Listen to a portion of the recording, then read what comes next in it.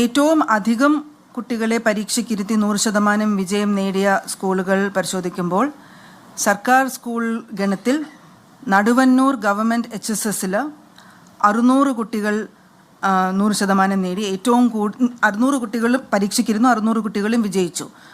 ഏറ്റവും അധികം കുട്ടികളെ പരീക്ഷയ്ക്കിരുത്തി 100% വിജയം നേടിയ സർക്കാർ സ്കൂളിൽ മുന്നിൽ നിൽക്കുന്നത് നടുവന്നൂർ സ്കൂളാണ്.